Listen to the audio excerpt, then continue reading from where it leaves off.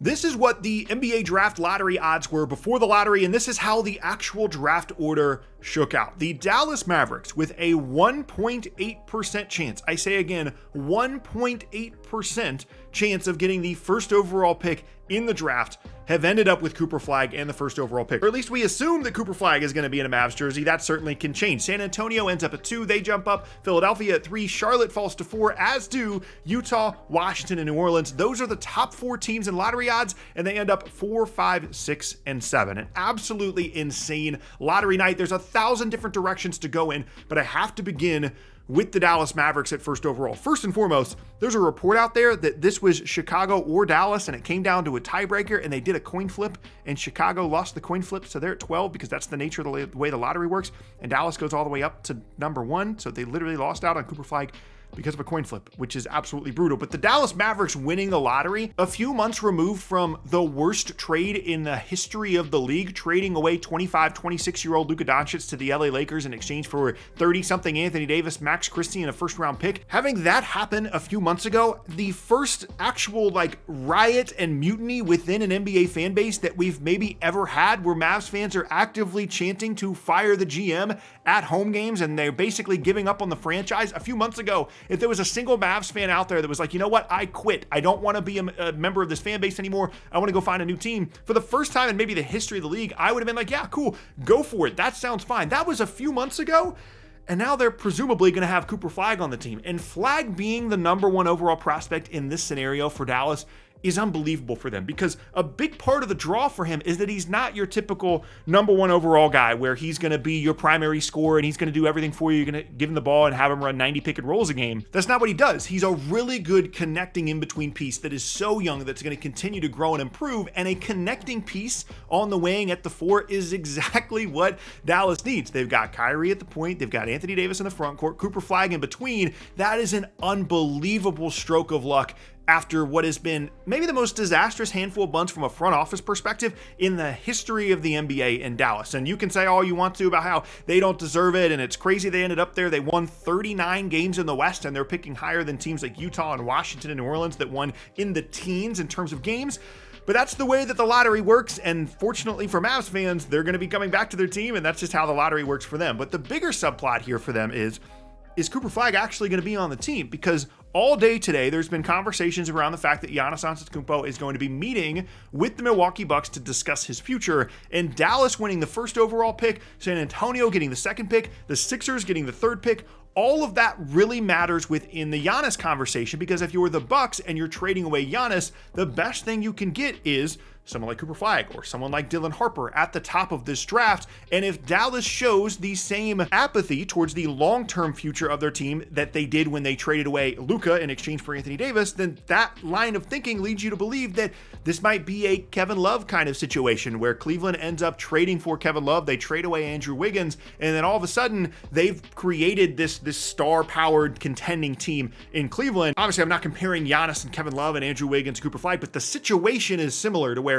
you got a team out there that wants to add a star. You've got a team that just won the first overall pick in the lottery, and each of those two teams can benefit from the other. And if I'm Milwaukee, I'm calling all these teams in the top 3, and I'm like, hey, what can we do to try and make this happen? And let's make sure it starts with your top 3 pick. You're not getting Giannis unless you give us one of those picks. And obviously this assumes that Giannis wants to ask out, but that's an assumption that I'm making right now. And that is a fantastic place for Milwaukee to start. In comparison to prior to this draft lottery, they were not going to have that option because presumably it was going to be Charlotte or Utah or Washington and New Orleans that was going to end up with that pick. And that just wasn't as good of an option in terms of a trade destination for Giannis. Now let's talk about the second overall pick here, because presumably this is going to be Dylan Harper, which is really interesting for San Antonio. I think most people have Cooper Flagg in his own tier, then Dylan Harper, and maybe his own tier, and then some of the other guys, Ace Bailey, VJ Edgecombe, some of these other guys as well, towards the kind of third tier-ish of this draft process.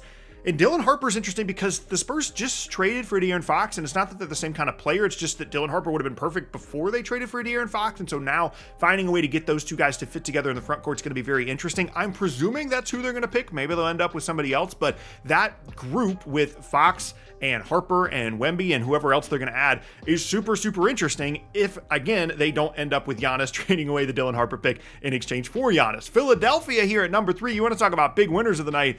They very easily could have ended up with no lottery pick. They had a top 6 protected pick that they owed to Oklahoma City. And so not only did they get to keep the pick, but they jump all the way up to 3rd overall, and they're probably not going to end up with Dylan Harper, and they're certainly not going to end up with Cooper Flagg, but they could end up with a really nice connecting piece for a roster that includes Tyrese Maxey, Jared McCain, who was really good before he got hurt. You've got Paul George, who hopefully would get healthy, Joel Embiid, who hopefully would get healthy. This is a semi-contending roster if it's healthy that you're just going to add a top 3 pick to, again, assuming they don't trade that pick away in exchange for Giannis. And I would say this too, with specifically Dallas and Philadelphia. We've seen teams try to do this before, where if you're saying they should keep Cooper Flagg in the Dallas's case and the Sixers should just keep the 3rd overall pick in their case, we've seen teams in the past try and do that, where they've got a young guy on the roster, they're trying to develop him, and they've got a veteran group around them that they think can contend for a title. I'm thinking about someone like James Wiseman. I'm thinking about really just that whole Golden State era in general, the whole 2 timelines thing, where they had a young guy, try to develop it, it just didn't work because there was so much pressure on them to fit into a group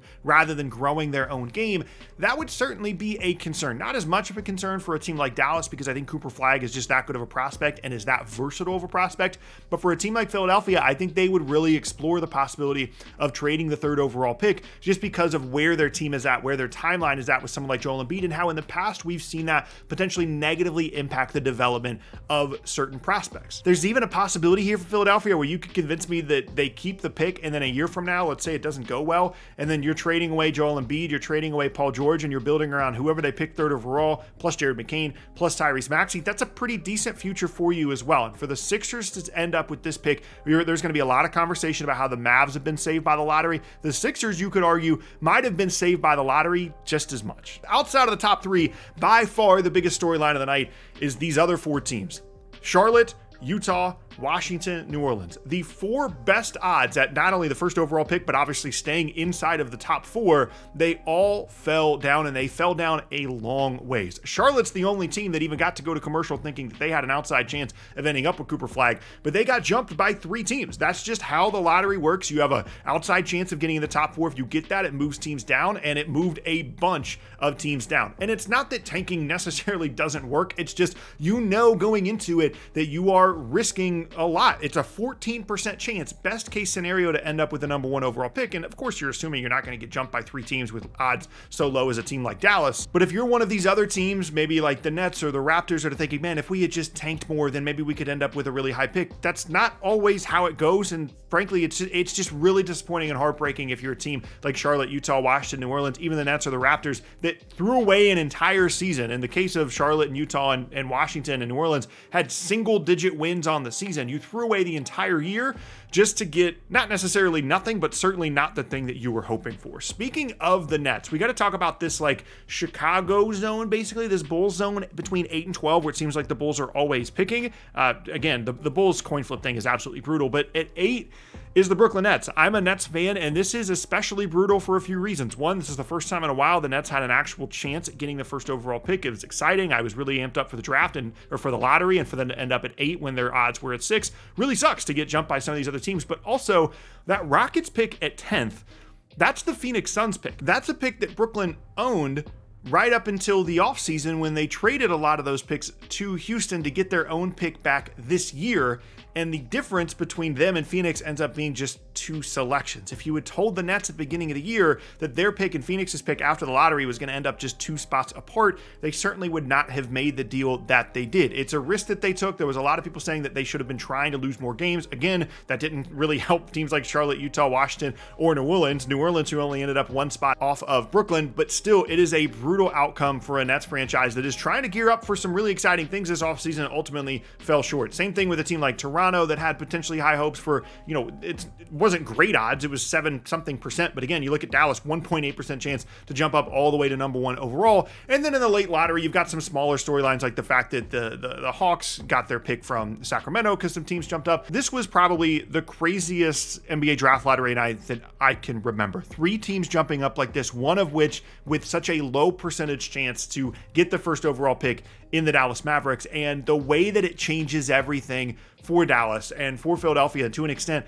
for the Spurs, and this looming Giannis situation over the Mavs. If you were to script the NBA, if you were to put something together to create the best content, to create the most conversation, to create an environment where everybody is talking about the NBA for the next week, this was the exact outcome. The Mavs being saved by the lottery ping pong balls, the Spurs getting another potentially really good young player and potentially a piece in a Giannis trade, the Sixers getting to add a top 3 pick to a veteran group that looks to be potentially a contender next season. All of those things shaking out in place of Charlotte or Utah or Washington and New Orleans getting the first pick, or those 4 teams ending up with just the top 4 picks in the draft, the way that the chalk would have been, the way the odds would have been. Just an unbelievable sequence of events. You want to talk about unlikely, you want to talk about the definition of a lottery, that's what we had tonight.